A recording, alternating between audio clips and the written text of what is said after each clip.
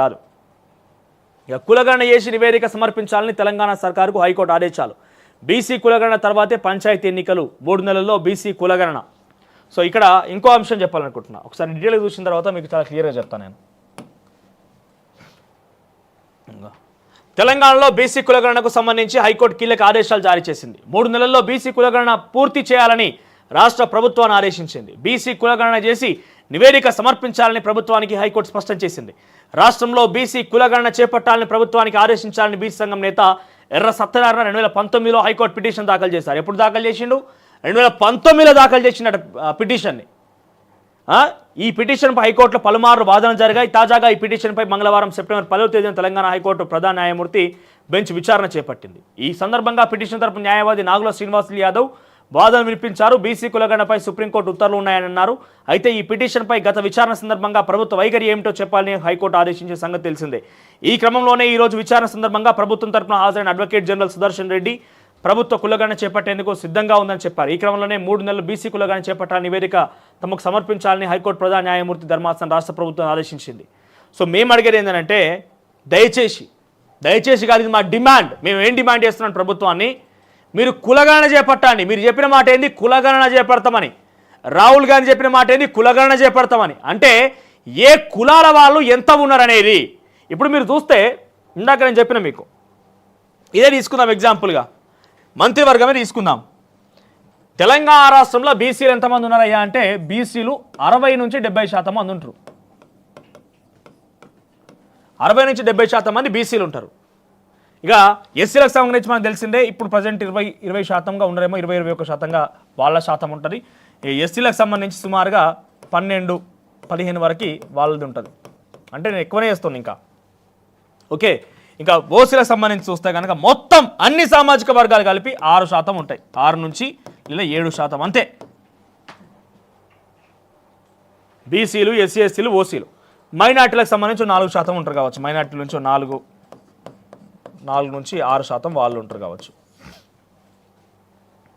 So ఈ లెక్కల ప్రకారంగా చూస్తే మంత్రివర్గంలో ఎంతమంది ఉన్నారు? ఓసీలు 7 ఓసీలు ఉంటారా మంత్రివర్గంలో? బీసీలు ఎంతమంది ఉన్నారు? 2. ఎస్సీలు ఎంతమంది ఉన్నారు? 2. ఎస్సీలు ఎంతమంది ఉన్నారు? 1. మైనార్టీలు 0. ఈ లెక్క చూడుర్రి, 7% ఉన్న ఓసీలకి 7 100% వాళ్ళకి పోతుందా? 60% ఉన్న బీసీలకు ఎన్ని? 2 మంత్రివర్గాలా? ఎస్సీలకు చూస్తే వాళ్ళ రిజర్వేషన్ ప్రకారంగా వాళ్ళకు కూడా కొంత ఇంకా రావాల్సి ఉంటుందో లేకపోతే వాళ్ళు ఎక్స్పెక్ట్ చేస్తారో చూద్దాం. ఇక బీసీ, ఎస్సీ, ఓసీల గురించి మనం మాట్లాడుకుంటే, రిజర్వేషన్ ప్రకారంగా ఎస్సీ ఎస్టీ రిజర్వేషన్ ఉన్నది. వాళ్ళ రిజర్వేషన్ అమలు చేయాలని డిమాండ్ చేస్తున్నారు. ఇంకా రిజర్వేషన్ పెంచాలని ఉన్నది. సో నడుస్తూనే ఉన్నది అంత వివాదం. మరి బీసీ రిజర్వేషన్ ఏవి? మాకున్న వాటా ప్రకారం ఏమైనా వస్తుందా? 17 పార్లమెంటరీ నియోజకవర్గాలల్లో నియోజకవర్గానికి 2 చొప్పున 34 మీకు ఎమ్మెల్యే సీట్లు ఇస్తామని చెప్పి 22 సీట్లు ఇచ్చారు. కాంగ్రెస్ పార్టీ ఇచ్చింది. నేను చెప్పేది కాంగ్రెస్ పార్టీ గురించే మాట్లాడతా. ఎందుకు కాంగ్రెస్ పార్టీ గురించి మాట్లాడతా అంటే, ఈరోజు ప్రభుత్వం ఉన్నది కాంగ్రెస్ పార్టీయే. సో 22 సీట్లు ఇచ్చారు. 22 సీట్లల్లో నాకు తెలిసి గెలిచింది 18 మందో 16 మందో ఇప్పుడు. సో మొత్తం మీద బీసీల సంఖ్య చూసినా కూడా 20-25 దాటలేదు అసెంబ్లీలో. 60-70% మనోళ్ళే ఉన్నారు. మనం వేడుకోవాలన్నా వాళ్ళు మనకి ఇవ్వండి అయ్యా, మాకు బీసీలకు ఇవ్వండి అయ్యా అని వేడుకోవాలన్నా? ఈ సంఘాల్లో కూడా, బీసీ సంఘాల్లో కూడా ఏమైనా కొంచెం రాగానే మొత్తం శాల్వాలు కప్పాలి, పాలాభిషేకాలు చేయాలి, పూలాభిషేకాలు అయిపోయినాయి. కానీ వాళ్ళు ఎంతమందికి నిజంగానే పోరాడుతున్న విషయము ప్రజలు గమనించాలి, బీసీ వర్గాలు గమనించాలి. ఇక 60-70% మన బీసీలకు 2 మంత్రి పదవులు, 22 టికెట్లా? అందుకే ఏమంటున్నారంటే, బీసీ కులగణన కాదు మనకు కావాల్సింది. బీసీ ఎంతమందో మాకు తెలుసు, 70% మంది ఉన్నాం. అందులో ఎన్ని కులాలు ఉన్నదే తెలుస్తుంది. ఎట్లా కూడా మేమేమంటున్నాం, కులగణన చేపట్టాలి అంటున్నాం. కులగణన చేపట్టాలి అంటే ఉదాహరణ తీసుకుంటే, బీసీలో ఒక గౌడ సామాజిక వర్గం ఎట్లున్నదో అన్ని ఇలా జనాభా లెక్కలతో పాటుగా ఓసీలో కూడా రకరకాల సామాజిక వర్గాలు ఉన్నాయి. మరి వాళ్ళ లెక్కలు అంటే సామాజిక వర్గాల వారీగా కులగణన చేపట్టమని డిమాండ్ చేస్తుంది మొత్తం బీసీ వర్గాలు. బీసీ కులగణన కాదు మాకు. మళ్ళీ ఏం చేస్తారు వీళ్ళు, బీసీల కులాలని అని చెప్పి ఈ బీసీ కులగణన కట్టి 60% ఉన్నది అని చెప్పి మళ్ళీ తేలుస్తారు. కొంత అనిగిపోతుంది. మహా అయితే 20-25 కాస్త ఇంకో 4-5 సీట్లు పెరుగుతాయి. మాకు అది కాదు. మొత్తం కులగణన చేసి కులాల గణన చేసి మా శాతం ఎంత తేల్చి ఈ 100% కనుక 100 ఎమ్మెల్యే సీట్లు కనుక ఉంటే ఎస్ మాకు 60 మందికి బీసీలకు ఇవ్వండి, 60 మంది బీసీలకు ఇవ్వండి టికెట్లు, 20 మందికి ఎస్సీలకు ఇవ్వండి, 10 నుంచి 12 మందికి ఎస్సీలకు ఇవ్వండి, 7గురికి ఓసీలకు ఇవ్వండి, 4 మైనార్టీలకు ఇవ్వండి. అద్దంటున్నామా మేము? మాకు వచ్చినంత అడుగుతున్నాం, మీలోకి ఎక్కువ ఆశించాం. మాకెంత ఉందయ్యా, మా వాళ్ళను మాకు ప్రతినిధులుగా చేసుకోవాలి. మీరు చూస్తే ఇప్పటికి కూడా చూడండి, అసెంబ్లీ లెక్కలు వేసుకుందాం మనం. ఈ సామాజిక వర్గాలు ఉన్నాయి కదా, ఈ సామాజిక వర్గాలతో పాటుగా బీసీలు కూడా తప్పు పట్టవద్దు, కాకపోతే డిఫరెన్షియేట్ చేసినా తప్పు పట్టకండి, వీళ్ళ మధ్య కూడా ఇట్లా పెడుతున్నాయి మాట్లాడుకోకండి అని తప్పు పట్టవద్దు. కానీ నేను చెప్తున్నా వినండి, ఈ బీసీలు ఎవరున్నారయ్యా అంటే గౌడ్స్ ఉన్నారు, మీకు తెలుసు ఓసీలో రెడ్డిలు ఉన్నారు, రావులు ఉన్నారు, కమ్మలు ఉన్నారు, బ్రాహ్మణులు ఉన్నారు. ఓకే, వాళ్ళ సామాజిక వర్గాల రావుల సామాజిక వర్గ గత సంవత్సరంలో ఉన్నటువంటి ప్రభుత్వాల యొక్క వాళ్ళ శాతం ఎంత అంటే 0.00నే ఉంటుందట వాళ్ళ జనాభా సంఖ్య. అంటే వాళ్ళలో 4 మంత్రి పదవులు ఉండే గతంలో. ముఖ్యమంత్రి వాళ్ళే, ఐటీ మంత్రి వాళ్ళే, పంచాయతీరాజ్ శాఖ మంత్రి వాళ్ళే, వైద్య శాఖ మంత్రి వాళ్ళే. హరీష్ రావు, కేటీ రామారావు, కేసీఆర్, తర్వాత ఎర్రబెల్లి దయాకర్ రావు, 4 ఉన్నారు ఒకే సామాజిక వర్గం నుంచి. ఇప్పుడు అంటారు ఒక దాంట్లో వాళ్ళు పెద్దోళ్ళు రాగానే ఉదాహరణ తీసుకుంటే రేపటి రోజు ఇంకో మంత్రి పదవి రాబోతుందని చెప్తున్నా కదా, ఓ సామాజిక వర్గం వాళ్ళు ఉన్నది కదా, ఇంకోళ్ళకి ఎందుకు ఇవ్వాలి? ఇట్లా మాట్లాడుకొస్తారా? ఇక చెప్తున్నా, రెడ్డి, రావు, కమ్మ, బ్రాహ్మణ్ ఉండనే ఉన్నారు. ఇప్పుడున్న దాంట్లో ఎస్సీలో నుంచి 2 సామాజిక వర్గాలు 3 సామాజిక వర్గాలు ఉంటే 2 సామాజిక వర్గాలకు ఎప్పటి న్యాయం జరుగుతుంది కొంత. మాదిగ సామాజిక వర్గాల నుంచి ఈ ఎస్టీలో నుంచి కూడా ఉంటే దాంట్లో ఒక్కరిద్దరికి మాత్రమే న్యాయం జరుగుతుంది. బీసీలలో చూస్తే అంటే నేను చెప్పే ఉద్దేశం ఏంటంటే కొన్ని సామాజిక వర్గాలు ఇంతవరకు అసలు అసెంబ్లీ గేట్ కూడా దాకాలే. బీసీలో చూస్తే గౌడ్స్ ఉన్నారు, ముదిరాజులు ఉన్నారు, కాపు ఉన్నారు, పద్మశాలి ఉన్నారు. ఈసారి వీర్లపల్లి శంకర్ పుణ్యమా అని చెప్పి రజకులు కూడా అసెంబ్లీ గేట్ దాకారు.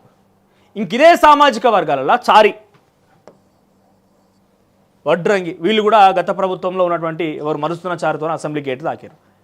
130 కులాలల్లో కేవలం బీసీలో నుంచి 4-5 కులాలు మాత్రమే అక్కడికి పోతున్నాయి. ఆ 4-5 కులాలను కూడా అణిచివేస్తున్నాయి అగ్రవర్ణ ఆధిపత్య కులాలు.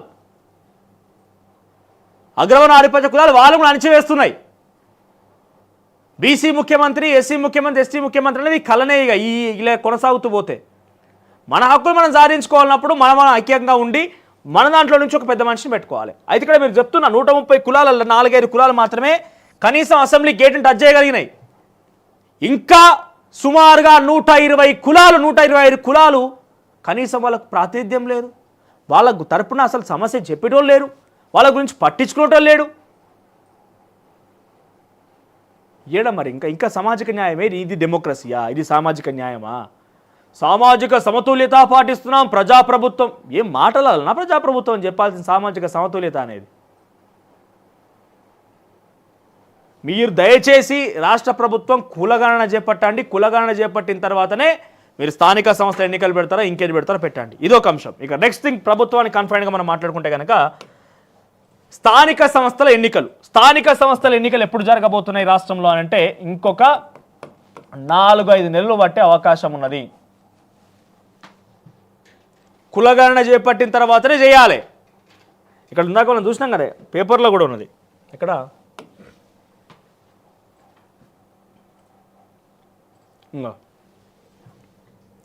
స్థానిక సంస్థల బీసీ రిజర్వేషన్ల కోసం పిటిషన్లు విచారణ 3 నెలల పాటు వాయిదా. కొత్త సంవత్సరంలోనే స్థానిక సంస్థల ఎన్నికలు. అంటే ఇది సెప్టెంబర్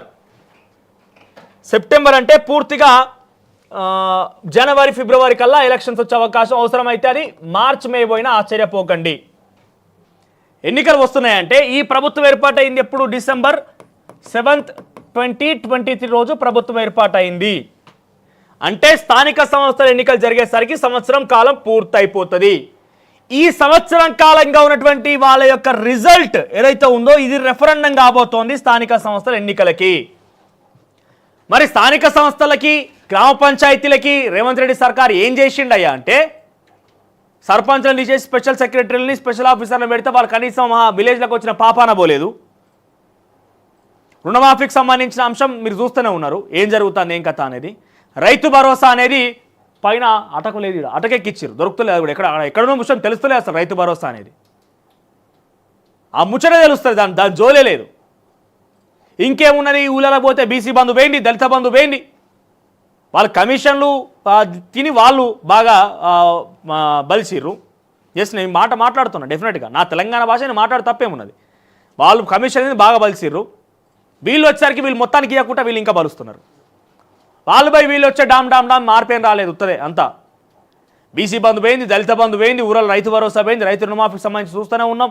ఊరల సర్పంచ్ల పాలన తీసేసి మొత్తం కథమైపోయి రుణమాఫీ ఏదైతే ఏంది స్పెషల్ ఆఫీసర్లను పట్టుకొస్తాడు, దరిద్రం కొట్లాడుతున్నది. ఓ నాలి శుభ్రం చేస్తూ లేడు, ఓ పట్టించుకుంటలేడు, దాని గురించి దాన్ని ఊసేలేరు. ప్రభుత్వ బల పరిస్థితి ఆగమైపోతున్నది, ఇంకా దాన్ని పట్టించుకుంటారు లేక, విద్యాశాఖ మంత్రి లేక. మరి ప్రజలు ఏం తీర్పిస్తారో చూడాలి. అయితే ఇప్పుడు ఏం చేయబోతున్నారయ్యా అంటే, కులగణన ఒక అంశం చేపట్టారు కదా, ఈ కులగణన తర్వాత ఎన్నికలు తీసుకొస్తే బీసీ రిజర్వేషన్లతోని కొంత, అంటే బీసీ రిజర్వేషన్లు కొంత మెరుగుపాటు చేసి వీళ్ళను అట్రాక్ట్ చేసే అవకాశం ఉన్నది. ఇది ఒక అంశం. వీళ్ళ స్కెచ్ ఏంటంటే, నెక్స్ట్ కొత్తగా పీసీసీ అధ్యక్షుడు అయింది కదా మహేష్ కుమార్ గౌడ్, బీసీ సామాజిక వర్గానికి సంబంధించిన వ్యక్తి ఆయన. అయితే ఆయన ఏం చేసి వచ్చి రాగానే అన్ని కమిటీలు రద్దు చేసేసారు. ఇప్పుడు కొత్తగా కమిటీలు ఏర్పాటు అవుతున్నాయి కదా, బీసీలకి ప్రియారిటీ ఇవ్వడంతో పాటుగా యంగ్స్టర్స్ని తీసుకోబోతున్నారట. యంగ్స్టర్స్ అంటే ఎవరయ్యా అంటే, సోషల్ మీడియాలో యాక్టివ్గా ఉంటోళ్ళు, కాంగ్రెస్ పార్టీ ప్రభుత్వం అని చెప్పగానే అది తప్పో ఒప్పో ఏం చూడకుండా ఓ డామ్ డూమ్ అని చెప్పి సోషల్ మీడియాలో షేర్ చేసేటోళ్ళు. అంటే ఏ ప్రభుత్వమైనా, బీఆర్ఎస్ అయినా కాంగ్రెస్ ప్రభుత్వం అయినా, ఏ ప్రభుత్వం అయినా కూడా మీరు అనుకోవచ్చు బహుశా, అరే మొన్నటిదాకా కాంగ్రెస్ పార్టీ ప్రభుత్వం అట్లా మాట్లాడిండు, కాంగ్రెస్ పార్టీ ప్రభుత్వాన్ని సమర్థించుకొచ్చిండు, కొంత అవకాశం ఇద్దామని చెప్పడం బహుశా ఈరోజు కొంత అనుకోవచ్చు, ఆలోచన చేయవచ్చు. కానీ ఈరోజు నేను మాట్లాడక మీరు మాట్లాడక ఎవరు మాట్లాడకుండా కూర్చుంటే వాళ్ళు ఇష్టం వచ్చినట్టు చేసుకుంటే ఆగం చేస్తారు, మళ్ళీ కేసీఆర్ పరిపాలన పట్టుకొస్తారు. సో ఇప్పుడు ఏంటంటే గ్రౌండ్ లెవెల్లో యంగ్స్టర్స్ని తీసుకుంటారట కాంగ్రెస్ పార్టీలో. కులగణన మీద కొంత అట్రాక్ట్ చేసే అవకాశం ఉన్నది. గ్రౌండ్ లెవెల్లో యంగ్స్టర్స్ని తీసుకోవడం, కొంత పార్టీ పరిస్థితులను పెంచడం ఒక అవకాశంగా ఉన్నది. ఇక మూడో అంశం ఏంటంటే, ఈసారి 10 సంవత్సరాలు టార్గెట్గా ప్రభుత్వం నడపాలనే ఉద్దేశంతో కేసీఆర్ ఎటువంటి విషయాలను అవలంబించిండో క్షేత్రస్థాయిలో, ఆ విషయాల్ని త్వరలో ఒక నెల రోజుల్లో మనం చూడబోతున్నాం. ఒక నెల రోజుల్లో క్షేత్రస్థాయిలో రుణమాఫీకి సంబంధించిన అంశాలు కావచ్చు, లేకుంటే ఇంకో పథకం కావచ్చు, అట్లా కొంత హడావిడి చేసేసి క్షేత్రస్థాయిలో కాంగ్రెస్ పార్టీ పనితీరును బేష్ అనిపించేలాగా రాష్ట్ర ప్రభుత్వం చేసుకోబోతుందట. 10 సంవత్సరాలు కేసీఆర్ ఏ రకంగా అయితే నేరుగా ప్రజల ఖాతాలోకి డబ్బులు వేసిండో, ప్రజల ఖాతాలకి డబ్బులు వేసి మొత్తం ప్రజలతో డైరెక్ట్ ఇంటరాక్ట్ పెట్టుకున్న ఫస్ట్ సంవత్సరం మొత్తం కూడా ఆ రకంగా ప్లాన్ చేయబోతుందట కాంగ్రెస్ పార్టీ గవర్నమెంట్. 10 years వాళ్ళ టార్గెట్. కేసీఆర్ ఏ రకంగా అయితే 10 సంవత్సరాలు పరిపాలించిండో, రేవంత్ రెడ్డి కూడా ముఖ్యమంత్రిగా 10 సంవత్సరాలు పరిపాలించాలనే స్కెచ్తోని కాంగ్రెస్ పార్టీ ముందుకు పోయే అవకాశం, దానిలో భాగంగానే కొన్ని పథకాలు ఇంప్లిమెంట్ చేయబోతున్నట్టు రానున్నటువంటి ఒక నెల రోజుల తర్వాత, స్థానిక సంస్థ ఎన్నికలు మొదలైనప్పటి నుంచి. ఈ 3 స్కెచ్లతోని తిరిగి స్థానిక సంస్థల్ని కైవసం చేసుకునే అవకాశం కాంగ్రెస్ పార్టీ ఒక ప్లాన్ చేస్తోంది. మరి క్షేత్రస్థాయిలో ప్రజలు ఏం చేస్తారో చూడాలి. ఎందుకంటే సంవత్సరం కాలం చూసి వాళ్ళ పరిపాలన, సంవత్సరం కాలం తర్వాత ఈ స్థానిక సంస్థ ఎన్నికల రిజల్ట్సే కాంగ్రెస్ పార్టీ గవర్నమెంట్కి రెఫరెండంగా ఉండబోతున్నాయి.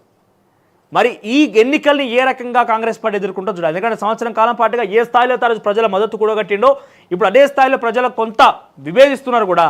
రుణమాఫీ అంశం కావచ్చు, రైతు భరోసా కావచ్చు, ఇంకోటి కావచ్చు, 6 గ్యారెంటీలు కావచ్చు.